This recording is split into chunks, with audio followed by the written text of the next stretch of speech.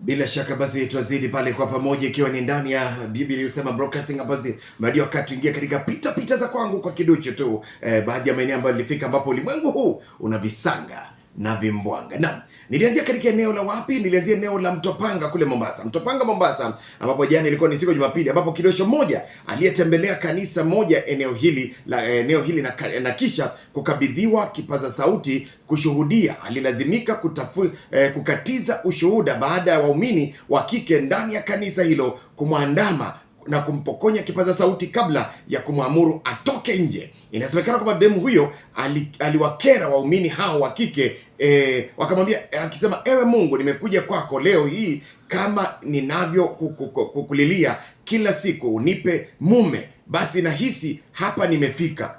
Yani kwa maombi yake anasema, Mungu, nimekuwa nikikuomba unipe mume na hapa nimefika. Basi ukiweza nipe yeyote, mimi hata yule ambaye ananitizama hapa leo yuko na mke lakini anahisi anahitaji, mimi nipo tayari. Yani unasikia, yani mtu anaomba na ako kanisani, yani hata yule ambaye ana mke, unajua ulimwengu tumefika hapo, umetembea kanisani hata hivyo ndiye anaomba. Surely tunafanya mzaha hata kanisani. Alipanyang'anywa kipaza sauti akafukuzwa, akamwambia tokomea nje. Wacha hizo tabia. Anyway, haya maombi ya ajabu haya fanya basi binti kutemwa kanisani. Ukitafakari ya hayo, nikavuka mpaka Sosoni kule Ngogoni, ambapo basi kuna boda mmoja mlafi asababisha kisanga kwa kukimbiza kuku kwa binti yake. Yaani huyu jamaa, boda huyo aliyetembelea boma alikoolewa binti yake, aliwashangaza wenyeji alipomfukuza na kumkamata kuku aliyefaa achinjwe ugenini. Yaani wewe mzee umetembea kwenye binti yake ameolewa, alafu kwa sababu kuna kuku umesikia haifaa chinjwe, alafu jamaa wewe ni baba unakimbiza kuku. Unajua ametoka wapi? Unajua hata ametoka wapi? Sijasema mahali. Fuatana na kuku mbio. Naam. Kitafakari hayo, kuna mheshimiwa mmoja akodi nyumba ya siri kuwatumbuiza mabenteni. Yaani huyu ni mheshimiwa, alafu anakodi nyumba tu ya siri kutumbuiza mabenteni. Yaani hapo ndio mambo imefika, usharati na uovu. Aya.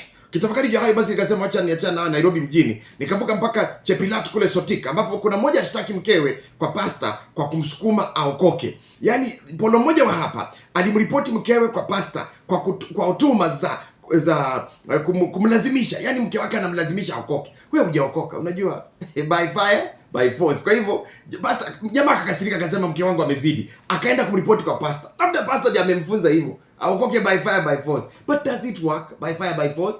Ulazimisha mtu kuokoka? Haya.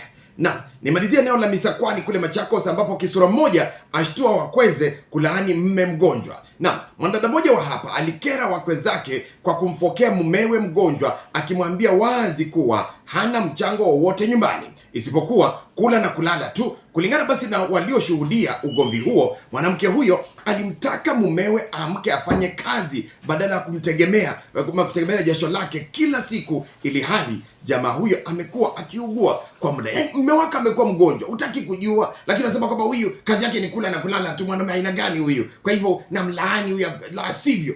Yaani unaongea vibaya hivyo kwa mtu ambaye ni mgonjwa. Anasema amka hapa uende ufanye kazi, utafute pesa kwa mgonjwa. Ama kweli nasema mapenzi yaliisha ama nini? Semi kitu. Ni katika pita za kwangu, mimi hapa ni VMM. Nasema kweli ulimwengu na mambo visanga na vimbwanga. Tunasema kuishi kwingi kuona mengi, na kutembea kwingi kuona mengi zaidi. Make sure you subscribe. Bye bye.